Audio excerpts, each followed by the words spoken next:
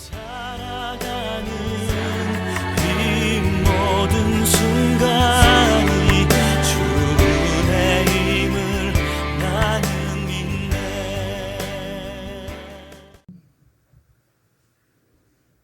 1절에서 6절 말씀, 히브리서 3장 1절에서 6절 말씀 우리 같이 함께 한 목소리로 합독합니다. 그러므로 함께 하늘의 부르심을 받은 거룩한 형제들아, 우리가 믿는 도리의 사도이시며 대제사장이신 예수를 깊이 생각하라. 그는 자기를 세우신 이에게 신실하시기를 모세가 하나님의 온 집에서 한 것과 같이 하셨으니, 그는 모세보다 더욱 영광을 받을 만한 것이 마치 집 지은 자가 그 집보다 더욱 존귀함 같으니라. 집마다 지은 이가 있으니 만물을 지으신 이는 하나님이시니라.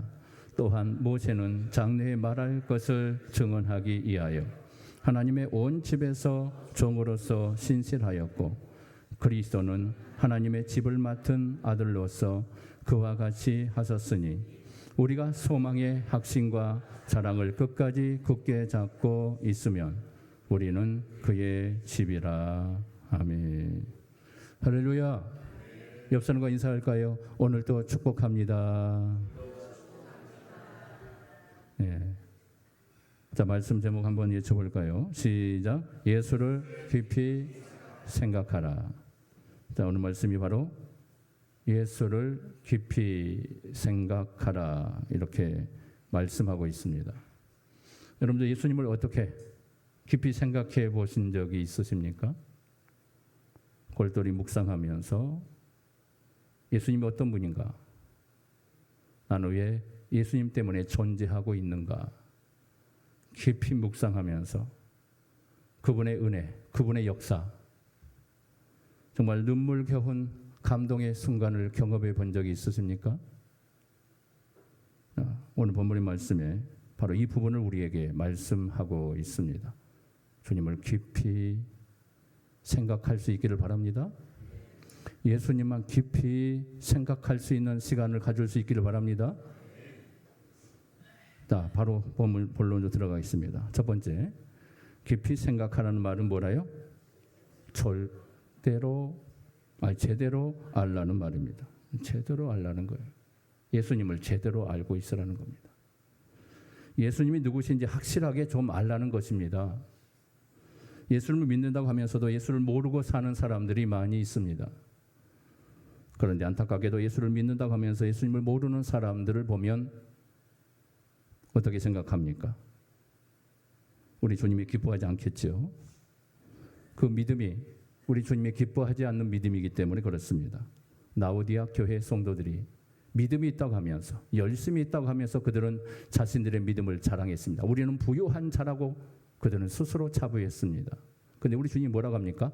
너희들은 부요한 자가 아니라 가난한 자다, 이렇게 말해요. 라오디아 교회 성도들은 스스로 믿음이 있다고 자부했지만 우리 주님이 평가했을 때 그들의 믿음은 잘못된 믿음이었다. 너희들의 열심, 너희들이 생각하는 그 믿음은 내가 생각하는 믿음이 아니다라고 우리 주님이 평가합니다. 너희들은 가난한 자들이다. 자, 우리 주님의 책망을 우리는 피할 수 없을 겁니다. 그래서 히브리서 기자가 오늘 본문의 말씀을 통해서 우리에게 강한 말씀을 주고 있습니다. 예수님이 누구신지 좀 깊이 알라는 거예요. 깊이. 바로 지금 우리에게 말씀하고 있습니다. 이 시대 교인들이 다 예수를 믿는다고 하죠. 그런데 예수님을 잘 모르고 있습니다. 그래서 히브리서 기자가 한국교회 교인들을 향하여 한국교회 그리스도인들아, 예수를 좀 제대로 알고 믿어라, 이렇게 외치고 있다고요. 여러분, 교회만 나오면 다 예수 믿는 겁니까? 아니에요. 교회만 나오면 다 끝나는 겁니까? 그것도 아니에요. 교회만 나오면 되겠지. 예수 안 믿는 사람이 교회만 나오면 다 되는 거다 생각하지요? 아닙니다. 예수를 똑바로 믿어야 합니다. 예수님을 바로 알고 믿어야 합니다. 믿으십니까? 예수님을 바로 알고 믿는 여러분 되시기를 바랍니다. 교회 나와서 하나님을 찬양하고 예배하고 있는 것이 진정 내가 예수 믿고 있는 행동인가? 종교를 취미로 생각하고 종교를 갖고 있는 사람들이 숱하게 많다는 거예요. 그래서 오늘 본문은 그 부분에 대해서 책망을 하고 있는 겁니다. 여러분, 탕자의 비유에서 누가 천국을 가게 됩니까? 맏아들입니까? 아니면 둘째 아들입니까? 자, 맏아들은, 첫째 아들은 유대인들을 상징하는 말입니다. 유대인들, 유대 종교. 그러나 둘째 아들은 이방인들을 상징하고 있습니다. 죄인들을 상징해줘요. 근데 천국 간 사람은 맏아들, 첫째 아들이 아니라 둘째 아들, 죄인이었던, 이방인이었던, 탕자로 타락한 아버지의 말을 어기고 그 명령을 듣지 않았던 반역한, 거역한 탕자가 천국 백성이 되었던 겁니다. 여러분 어떻게 생각합니까? 누가 천국에 갑니까? 아버지의 명대로 산 맏아들이 아니라 아버지의 명대로 살지 않았지만 둘째 아들이, 거역한 탕자가 천국 백성이 되었던 겁니다. 왜? 아버지의 명대로 산 아들은 지옥에 가고 아버지의 말대로 살지 못했던 둘째 아들 탕자는 천국에 갔을까요? 첫째 아들에게는 아버지의 국률이 없었어요. 그러나 둘째 아들에게는 아버지의 국률하심이 그에게 존재했던 겁니다. 탕자는 아버지의 것으로 가득 채워져 있었는데 첫째 아들에게는 아버지의 것이 존재하지 않는 거예요. 첫째 아들은 자기로 가득 채워져 있었던 존재였던 겁니다. 바로 유대인들의 모습을 보여주고 있어요. 율법에 갇혀 있는 유대인들의 모습, 자기의 의로 가득 차 있는 유대인들의 모습. 너무도 잘났기 때문에 아버지 것으로 채울 필요가 없는 거예요. 자기 것으로 만족한 거예요. 아버지 것이 들어갈 틈이 그 안에는 존재하지 않았던 겁니다. 그런데 어쩝니까? 천국엔 아버지의 것으로 천국에 간다는 사실입니다. 천국은 아버지의 국률을 입은 자가 천국에 가는 줄 믿으시길 바랍니다. 아버지의 국률을 받지 못하면 천국에 가지 못하는 것이 바로 천국이에요. 이를 다른 말로 표현한다면 자신이 죄인인 것을 인정하고 고백하는 자들만이 천국에 들어갈 수 있는 것입니다. 죄가 없다고 생각하는 자들은 절대로 천국에 갈 수가 없습니다. 나는 죄인입니다. 이 고백을 하는 사람만이 천국 백성이 될 수 있는 거예요. 하나님, 나 잘못한 거 없는데요. 나 죄인이라고 생각하고 살지 않았는데요. 내가 하나님 앞에 무슨 죄를 지었습니까? 하나님이 오히려 잘못한 거 아닙니까? 라고 우리가 그렇게 생각하고 믿고 있다라면 그것은 믿음이 아니에요. 잘못된 믿음이에요.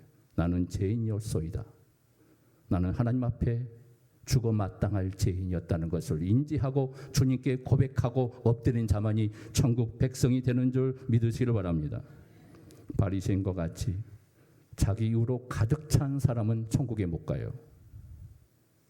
왜냐하면 아버지가 입혀주신 세마포 옷이 준비되어 있지 않기 때문입니다. 우리 주님의 피로 만들어지신 의로운 보혈의 피가 없기 때문에 의인에겐 예수님의 의가 필요하지 않습니다. 예수님이 대신 죽어줄 이유가 없는 것입니다. 너무 잘나서 예수님이 필요가 없는 거죠. 그런 예수님의 나라에 천국에 들어갈 수가 없는 것입니다. 천국엔 예수님의 의로 충만한 사람들만이 천국에 들어갈 수 있어요. 자기 의가 털끝만이라도 존재하면 천국에 못 갑니다. 내 안에 오직 그리스도의 의만, 주님의 십자가의 보혈만 존재할 때만이 우리가 천국에 갈 수 있는 거예요. 말씀대로 산 바리새인들이나 첫째 아들은 예수님의 피가 없으니까 천국에서 쫓겨나게 됩니다. 그래서 지옥에서 슬피 울며 이를 가는 역사가 일어나게 되는 겁니다. 예수는 누구를 믿습니까? 예수는 누가 믿어요? 자기가 죄인임을 아는 자가 예수를 믿는 거예요. 내가 죄인이란 거. 자기가 죄인임을 아는 자는 자기에게서 의로운 행위가 나올 아무것도 없다라고 생각하는 겁니다. 자기 행함에 의미를 두지 않아요. 자기가 죄인임을 아는 자는 절대로 예수님의 피를 버릴 수가 없는 것입니다. 왜냐하면 그 피가 자기의 모든 죄를 속죄하고 나를 구원했다는 것을 알기 때문에 주님의 십자가를 붙잡을 수밖에 없는 거예요. 주님의 십자가 붙잡고 사는 거예요. 믿으십니까? 신자가 누구입니까? 자기가 죄인임을 아는 사람이 신자예요. 성도예요. 자기에겐 의가 없다는 것을 아는 사람이 바로 성도라는 것입니다. 난 예수님의 피가 없으면 살 수 없습니다. 주님의 피 때문에, 주님의 십자가 때문에 나는 지금 존재하고 있습니다. 주님의 피가 필요합니다. 주님의 보혈의 피가 내게 필요합니다. 그 보혈만이 나의 더러운 죄를 속죄할 수 있습니다. 주님의 보혈을 의지하는 자만이 천국에 갈 수 있는 거예요. 주님의 십자가에 매달려 살아갈 수 있기를 주님의 이름으로 축복합니다. 오늘 본문식으로 말하면 예수도 모르면서 예수 믿고 있다고 하는 사람들이 존재한 겁니다. 그래서 예수를 좀 제대로 알고 믿어라. 히브리서 기자가 지금 외치고 있습니다. 그런데 하늘의 부르심을 입은 거룩한 형제라고 하면서 우리가 믿는 도리의 사도이시며 대제사장이신 예수를 깊이 생각하라 이렇게 말씀합니다. 자, 1절 말씀 다시 한번 볼까요? 자, 1절 말씀 보겠습니다. 시작. 그러므로 함께 하늘의 부르심을 받은 거룩한 형제들아, 우리가 믿는 도리의 사도이시며 대제사장이신 예수를 깊이 생각하라. 자, 우리가 알기로 사도라고 한다면 예수님 12제자, 예수님이 부른 사람, 그런 사람을 사도라고 하지 않습니까? 그런데 오늘 본문에 보면 히브리서 기자는 예수님을 사도라고 해요. 대제사장이라는 말은 우리가 인정할 수 있겠는데 사도라는 말에서는 우리가 납득이 안 가고 좀 이상하다고 생각할 수 있을 겁니다. 그래서 두 번째로 생각할 것은 바로 예수님이 사도로 오신 것을 어떻게 하라고요? 기억하라는 것입니다. 자, 히브리서 저자가 예수님을 사도라고 말하고 있어요. 자, 사도가 어떤 사람입니까? 예수님의 십자가와 부활을 증거하는 사람이 사도입니다. 주님의 부활을 목격한 사람, 주님과 함께 동행하며 주님의 복음의 역사를 이룩했던 사람, 그 사람이 사도입니다. 한마디로 예수의 피로써 맺은 새 언약을 증거하는 사람이 사도입니다. 예수님의 피로써 의롭게 된 것을 증거하는 사람이 바로 사도라고요. 그렇다면 예수님도 12사도처럼 구약의 교회에다 이 사실을 증거했다라고 히브리서 기자는 말하고 있는 겁니다.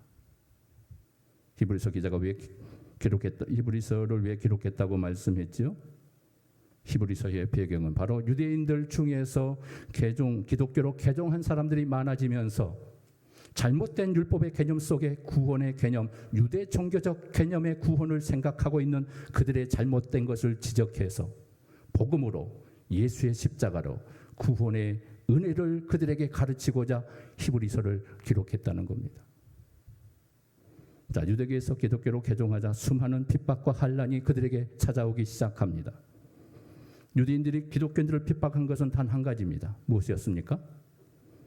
율법 신앙을 거부했기 때문입니다. 유대인들은 철저하게 율법주의적인 삶을 살았습니다.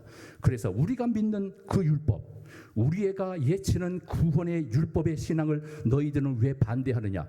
그래서 핍박하기 시작한 거예요. 교회를 핍박하고 누구를 핍박했어요? 바로 우리 예수님을 핍박하고 결국 우리 예수님을 율법의 신앙을 거부한 예수님의 잘못된 가르침을 외친다고 하며 예수님을 이단으로 정죄하고 십자가에 죽인 사건이 십자가 사건이에요. 바로 유대인들이 그렇게 한 거예요. 유대인들은 율법의 신앙을 버릴 수 없는 종교를 가지고 있습니다. 이게 유대 종교입니다. 그건 조상 대대로 내려온 전통 신앙이었기 때문에 그렇습니다. 그 율법의 신앙의 꼭대기에 누가 서 있습니까? 모세가 우뚝 서 있습니다. 유대인들에게 있어서 모세는 신과 같은 존재였기 때문에 그렇습니다. 율법 신앙의 조상이 모세라고 믿고 있었던 겁니다. 그러나 모세는 율법 신앙의 조상이 아닙니다. 유대인들이 잘못 오해하고 있었기 때문입니다. 자, 모세가 시내산에서 하나님으로부터 율법을 받아서 주었기 때문에 그렇게 모세를 율법의 아버지로 생각하고 있었던 겁니다. 그래서 모세를 율법의 신앙의 조상으로 믿고 있었던 게 유대인들입니다. 하지만 모세의 언약을 보면 모세는 율법 신앙을 한 번도 가르치지 않았습니다. 율법을 하나님께 받아서 준 것은 사실이지만 율법 신앙을 가르친 것이 아닙니다. 그래서 예수님이 뭐라고 말씀합니까? 너희가 모세를 믿었더라면 나를 믿었을 것이다. 이렇게 말해요. 모세를 믿지 않는 것은 바로 너희가 나를 믿지 않는 것은 모세를 믿지 않는 것이다. 이렇게 말하니까 유대인들이 막 분노하기 시작하고 돌을 들기 시작하고 예수님 막 죽이려고 그러죠. 우리의 신과 같은 존재, 율법의 위대한 아버지를 너가 모독하느냐. 이는 모세도 예수님을 믿었다라고 우리 예수님은 말씀하고 있습니다. 그 증거가 변화산에서 모세와 엘리야가 예수님과 함께 나타난 사건이 등장합니다. 율법의 대표와 엘리야 선지자의 대표가 둘이 나와서 우리 주님의 부활을 앞두고 우리 주님의 부활의 영광을 목격하며 우리 주님을 찬양하는 모습이 변화산상에서 함께 등장합니다. 자, 그러면 율법이 어떻게 주어졌는가 우리가 살펴볼 필요가 있습니다. 이스라엘 백성들이 이 어린 양의 피로써 유월절 제사의 피로 출애굽을 하게 되지요. 그리고 시내산에 도착하게 됩니다. 시내산에서 모세가 떨기나무 불꽃 가운데서 나타나신 하나님으로부터 사명을 받았던 곳, 그곳에 도착하게 됩니다. 자, 출애굽기 3장 20절 말씀 같이 봅니다. 시작. 하나님이 이르시되 내가 반드시 너와 함께 있으리라. 내가 그 백성을 애굽에서 인도하여 낸 후에 너희가 이 산에서 하나님을 섬기리니 이것이 내가 너를 보낸 증거니라. 자, 모세는 하나님의 명령대로 이스라엘 백성들을 하나님이 사명을 준 산까지 무사히 데리고 왔습니다. 자, 모세가 하나님의 백성들을 모세가 사명을 받던 그 산으로 데리고 오자 하나님이 모세를 시내산으로 부르십니다. 그래서 모세가 시내산에 올라가서 하나님으로부터 계시를 받아요. 그때 모세의 오경을 기록했다는 이 학자들의 얘기가 있어요. 하나님으로부터 음성을 듣고 하나님 말씀을 기록하기 시작합니다. 그리고 그때 가장 유명한 계시를 받은 게 바로 십계명. 십계명의 두 돌판. 하나님이 직접 새겨 기록한 두 돌판을 모세가 하나님께 받습니다. 이게 이스라엘 백성과 맺은 언약의 율법을 받게 되는 겁니다. 그런데 이스라엘 백성들이 모세가 산에서 내려오지 않자 어떻게 생각합니까? 모세가 죽었다. 우리를 인도한 다른 신을 우리가 만들자. 그러면서 금부치를 던져서 아론에게 금송아지를 거기서 만듭니다. 그래서 우상 사건이 벌어져요. 그러면서 금송아지를 만들어 놓고 이것이 애굽에서 우리를 인도한 하나님, 그 하나님이다 이렇게 예치기 시작해요. 그리고 그들은 춤을 추며 축제를 벌이기 시작합니다. 그때 모세가 하나님의 음성을 듣고 내려가 봐라. 그들이 범죄하고 있다. 나를 모독하고 있다라고 하나님께서 말씀합니다. 내려가니까 이스라엘 백성들이 타락하고 춤추고 방탕하고 하나님을 배반하고 우상 앞에 금송아지 앞에 조아리며 그들이 우상을 섬기기 시작합니다. 모세가 노발대발합니다. 그리고 언약으로 갖고 왔던 두 돌판을 하나님께서 직접 써주신 그 십계명을 백성들을 향하여 던져버립니다. 그리고 깨트려버려요. 여러분, 율법이 돌판이 깨졌다는 것은 하나님과의 언약의 관계가 깨졌다는 것을 상징적으로 보여주는 것이죠. 계약이 깨지면 어떻게 됩니까? 계약을 어기는 자는 심판을 받는다. 죽음을 당할 것이다. 짐승이 번제로 죽음을 당하는 것처럼 그렇게 죽음을 당할 것이다. 이게 계약이에요. 하나님과 맺은 계약입니다. 언약이 깨져버려 파괴돼버려요. 그러자 하나님이 계약에 대한 파괴에 대한 그 이유를 통하여 이스라엘 백성들을 죽이기 시작합니다. 순간순간 이스라엘 백성이 낮아빠집니다. 순간 다 죽어가는 거예요. 백성들이 죽어가는 모습을 본 모세가 급히 하나님 앞에 달려나가 엎드려서 하나님 앞에 중보 기도하기 시작합니다. 그것이 바로 모세의 중보, 위대한 중보 기도가 거기에 나타납니다. 하나님, 나를 벗어라도 이 백성을 긍휼히 여기시고 더 이상 그들의 생명을 취하지 마십시오. 내 생명, 내 이름이 생명책에 기록된 것을 제하여 버리는 한이 있어도 하나님, 이 백성만은 용서해 주십시오라고 모세가 눈물을 뿌려서 백성들을 향하여 중보 기도를 외칩니다. 목숨을 담보로 한 중보의 기도였던 겁니다. 그러자 하나님이 모세의 목숨을 담보로 하고 이스라엘 백성들을 죽이지 않고 살려내십니다. 자, 이제 이스라엘 백성들의 목숨은 누구의 손에 달려 있습니까? 모세의 손에 달려 있게 된 것입니다. 마치 신학시대의 성도가 예수님의 생명으로 사는 것과 같은 이스라엘 백성들은 이제 모세의 생명을 통하여 얻은 존재가 된 겁니다. 이스라엘 모세의 운명 속에 포함되어 있는 것처럼 신학의 성도는 예수님의 운명 속에 포함되어 있는 것과 같은 원리가 된 것입니다. 그래서 모세는 구약 성경에 예수 그리스도의 모형이라고 얘기하는 겁니다. 따라합니다. 모세는 예수님의 모형이다. 표상이라고 그래요. 모형, 표상. 누구를 보여줘요? 예수 그리스도의 모형을 보여주는, 우리 예수님의 그리스도의 모습처럼 하나님의 사역을 했던 사람이 바로 모세입니다. 그래서 모세가 나중에 뭐라고 얘기합니까? 나와 같은 선지자가 이후에 올 것이다. 바로 그 메시아가 올 거라는 거예요. 그가 와서 우리를 구원할 것이다. 하나님은 모세를 통해서 장차 오실 예수님의 모습을 담아 놓았던 것입니다. 하나님께서 모세의 목숨을 담보로 하여 다시 율법이 적힌 두 돌판을 만들어 주시지요. 그리고 두 돌판을 성막의 법궤 속에 담아둘 것을 명령합니다. 그러자 그 말씀은 이미 지키지 못한 불가능한 두 돌판이 되어버린 겁니다. 이미 깨어져 버린 거예요. 깨어져 버린 돌판을 왜 하나님이 또 주셨느냐? 그렇다면 이스라엘은 율법을 볼 때마다 우리는 이미 하나님 말씀을 어긴 자들이라는 것을 그 율법의 두 돌판을 통해, 언약궤 속에 있는 두 돌판을 볼 때마다 그들이 그 의식을 갖기 시작하는 겁니다. 우리가 지금 살고 있는 것은 바로 모두가 모세의 생명을 담보로 살고 있다는 것을 스스로 자각하게 하기 위해서 두 돌판을 언약궤 속에 상징적으로 놓아두었던 겁니다.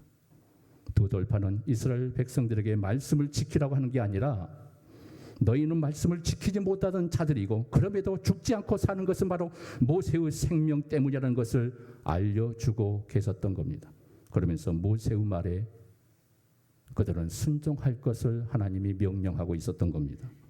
너희들은 이제 너희들의 생명은 모세에게 달렸다. 그래서 모세에게 절대 순종해라. 이걸 지시하신 거예요, 하나님이. 근데 이스라엘 백성들이 순종합니까?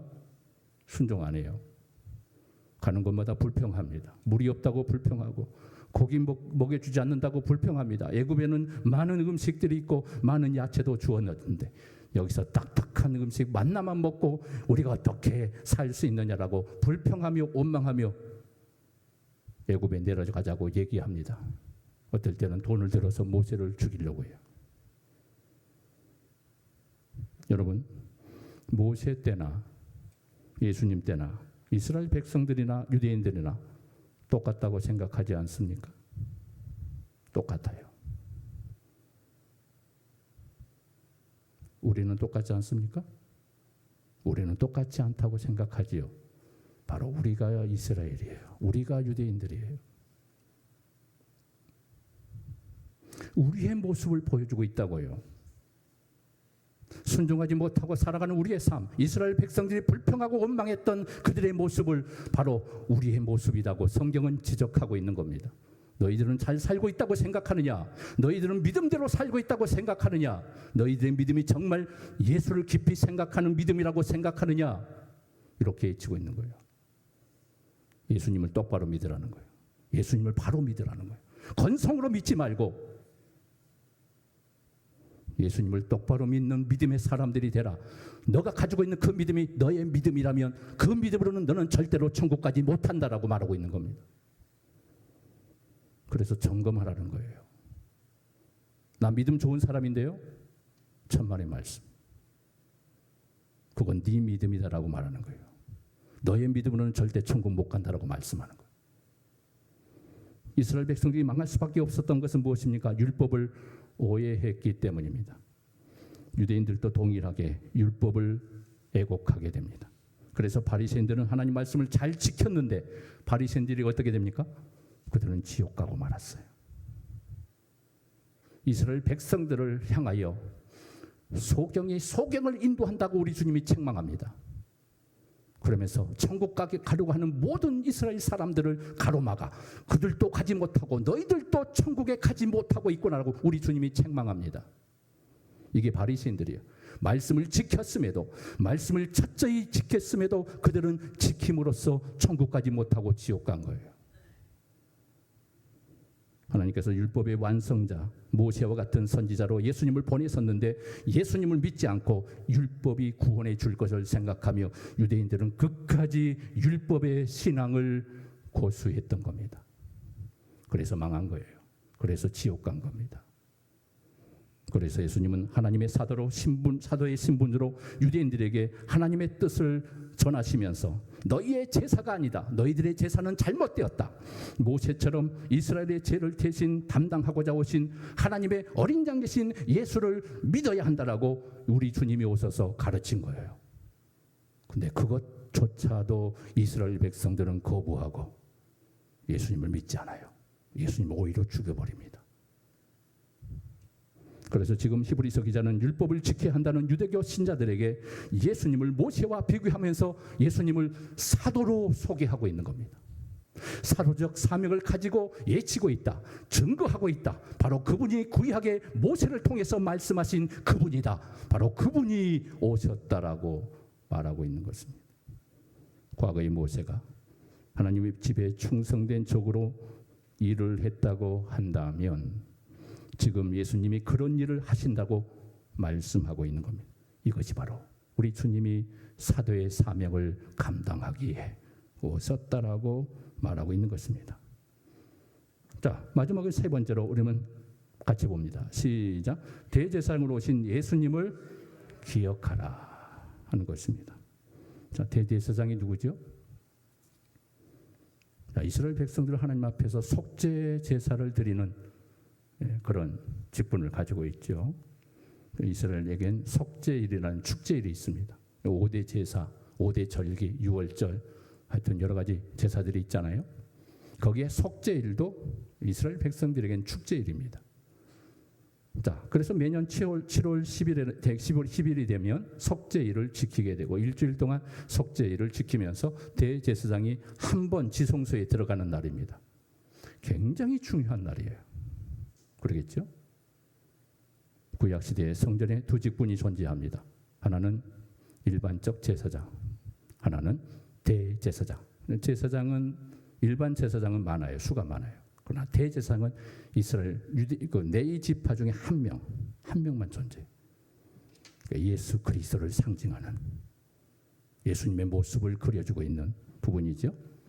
그래서 일반 제사장은 1년 12달 24반차를 정해놓고 순번에 따라서 돌아가면서 백성들의 제사를 드리는 일을 도왔던 사람들. 그러나 대제사장은 자기 목숨을 담보로 해서 1년에 단 한 번 지성소에 들어가는 한 사람, 대제사장이 존재했습니다.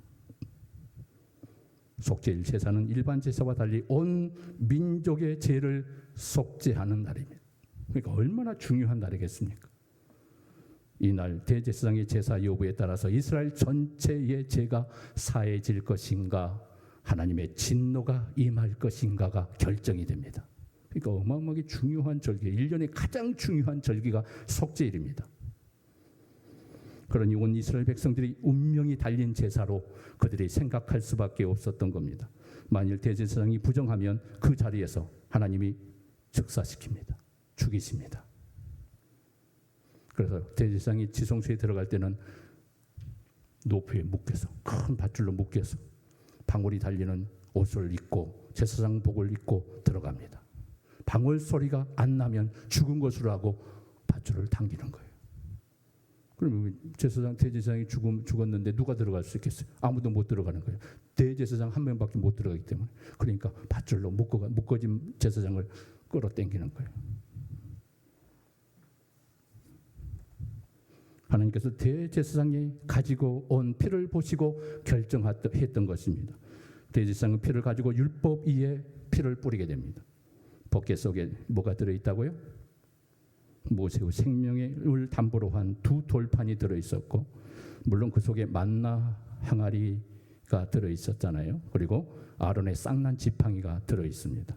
자, 이 세 가지는 모두가 이스라엘 백성들의 불순종을 고발하고 있는 상징적인 세 가지 물건입니다. 그러니 법궤 안에 범죄한 이스라엘이 지금 들어가 있는 것입니다. 죄를 짓고 벌벌 떨고 있는 이스라엘 백성들, 죽느냐 사느냐, 그들에게 뿌려지는 피가 결정을 하게 되는 것입니다. 하나님이 받으시기에 합당한 피가 뿌려지면 하나님께서 용서한다는 증표로 세키나의 구름이 성막 안에 휙 임하십니다. 하나님께서 은혜로 용서했다는 하나님의 사인을 보여준 겁니다. 하나님의 임재를 상징해 주는 거예요. 백성들이 한우하며 하나님께 감사하며 엎드려 하나님을 찬양하기 시작합니다. 우리 하나님이 우리 민족의 죄를 용서하셨다. 1년의 모든 죄를 용서하신 하나님 감사합니다. 외치며 축제의 일을 벌이는 날이 속죄일이에요. 얼마나 감동의 순간이겠어요. 그런데 히브리서 기자가 지금 예수님을 온 이스라엘의 죄를 속죄하는 제사를 지내는 대제사장이라고 말씀하고 있습니다. 그럼 히브리서 기자가 왜 대제사장이 어떤 분인가를 지금 말하고 있을까요? 히브리서 9장 11절과 12절의 말씀을 보면 이런 말씀이 있어요. 같이 볼까요? 시작. 그리스도께서는 좋은 일에 대제사장으로 오사 손으로 짓지 아니한 것 곧 이 창조에 속하지 아니한 더 크고 온전한 장막으로 말미암아 염소와 송아지의 피로 하지 아니하고 오직 자기의 피로 영원한 속죄를 이루사 단번에 성소에 들어가셨느니라. 아멘. 예수님을 대제사장이라고 말씀하지요. 그런데 중요한 것은 자기 피로 영원한 속죄를 이루었다고 말씀합니다. 예수님이 자기 피로 피를 앞세우고 하나님 앞에 나아갔다는 거예요. 자기 목숨을 담보로 하고 하나님께 나아갔던 사람, 자기의 생명을 바치고 하나님의 보좌에 올라갔던 사람, 그리고 인간의 모든 죄를 용서하신 우리 예수 그리스도, 대제사장이신 그리스도, 위대하지 않습니까? 놀랍지 않습니까? 바로 모세를 통해 보여주신 그 메시아, 대제사장의 모습을 바로 우리 주님을 통해 보여주고 있는 것입니다. 바로 신약에 오신 메시아, 대제사장으로 오신 그리스도. 예수님이 대제사장이 되셔서 혼자서 모든 일을 다 이루어내신 겁니다. 여기는 인간이 끼어들 수 없습니다. 인간이 말씀을 지켜서 의로워질 수가 없습니다. 유대인들의 주장대로 예수님을 믿고 율법도 지켜야 한다는 것이 거기에 존재할 수 없습니다. 모세에게 속한 대제사장은 기껏해야 짐승의 피로서 매년 속죄 제사를 드렸지만 아들은 자기 피로 영원한 제사를 드림으로 제사를 이제 폐해버리신 거예요. 이제는 제사를 종결시켜버린 겁니다. 우리 주님의 십자가의 그 모든 보혈의 역사를 통하여 한 번의 제사로 영원한 제사가 되게 만들었던 거예요. 그래서 더 이상 제사가 필요하지 않는 겁니다. 우리 주님의 피로 우리의 모든 죄가 속죄되는 거예요. 짐승의 피가 필요 없는 거예요. 우리 주님의 피로 속죄받은 역사가 일어난 겁니다. 믿으십니까? 그러니까 구약의 사건이 끝나버린 거예요. 영원한 제사장으로 속죄의 역사를 이룩하신 우리 주님, 하나님께 어느 제사를 더 귀하게 여기겠어요? 구약의 제사를 더 귀하게 여기겠어요? 모세의 제사를 귀하게 여기겠어요? 우리 주님의 단번에 속죄하신 십자가의 제사를 더 귀하게 여기겠어요? 아들의 제사를 받지 종의 제사를 받겠느냐, 이렇게 말하고 있는 거예요. 그래서 그분이 누구이냐? 그분이 대제사장으로 오신 단번에 영원한 제사를 드린 그분이 오셨다라고, 그분을 깊이 생각하라. 우리가 구원에 대해서 생각할 때 너무나 하찮게 생각하고 너무 귀중하게 소중하게 생각하지 못하고 예수 믿는 것 단순하게 생각하는 우리의 신앙을 생각하면 너무너무 부끄러운 거예요. 교회만 나오면 예수 믿는 것처럼 생각하는 거, 이건 부끄러운 것입니다. 그런 유대교 신자들에게 누구 말을 들어야 하겠느냐고 묻고 있는 거예요. 구약의 말을 들어야 하겠느냐? 그래서 구약을 피한 게 아니에요. 구약의 율법적인 구원을, 그 말을, 유대적인 종교의 말을 들어야 할 것이냐, 모세가 말한 율법이냐, 예수의 피를 믿어야 하겠느냐, 이걸 묻고 있는 거예요. 여러분이 믿는 예수는 과연 누구십니까? 어떤 예수를 믿고 계십니까? 무엇을 위해서 예수님을 찾아왔습니까? 예수를 깊이 생각할 수 있기를 주님의 이름으로 축복합니다. 내가 믿는 예수님이 어떤 분인가를 정확하게 알고 인지할 수 있어야 한다는 겁니다.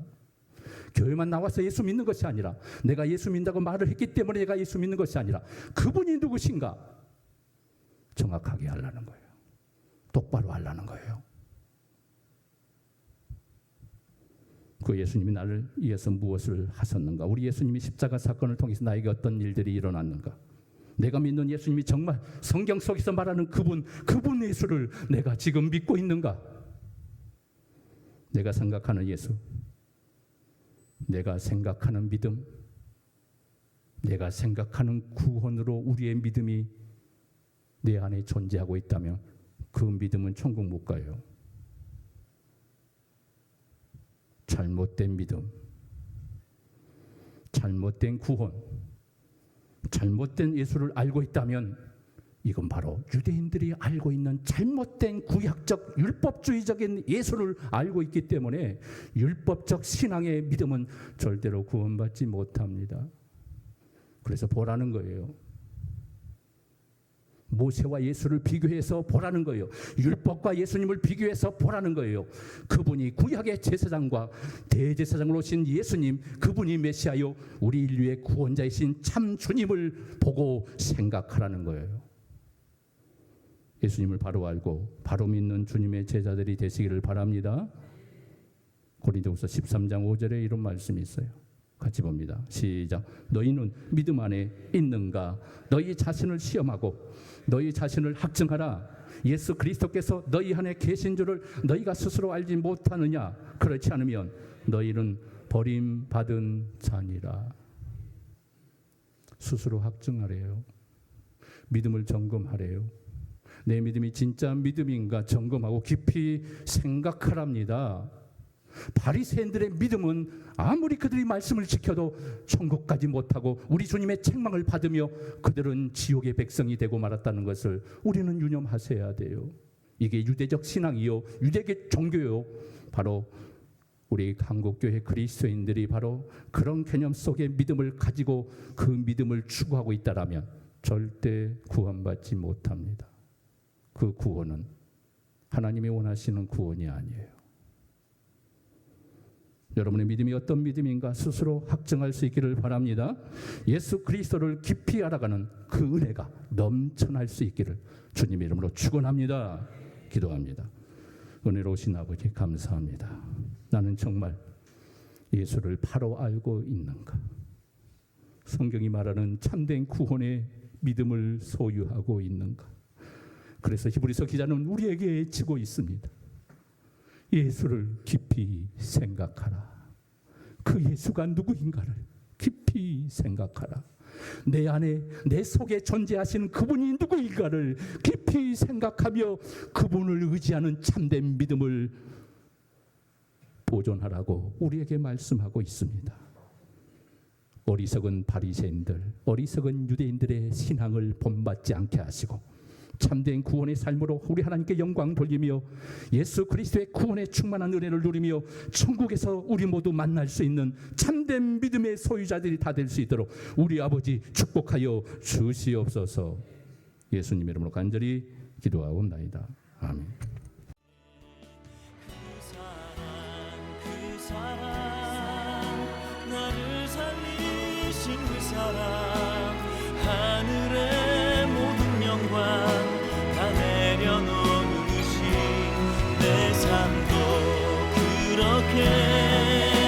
내려놓습니다. 주님 기뻐하시는 그 길 가렵니다. 나를 향한 그 사랑 온 땅을 덮고 나를 주님의 길로 인도해 주시네.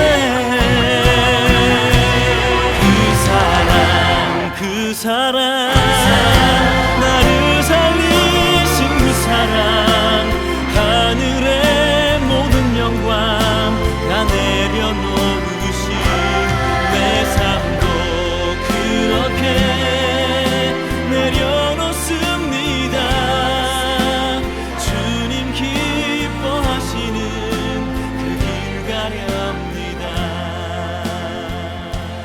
내 삶도 그렇게 내려놓습니다.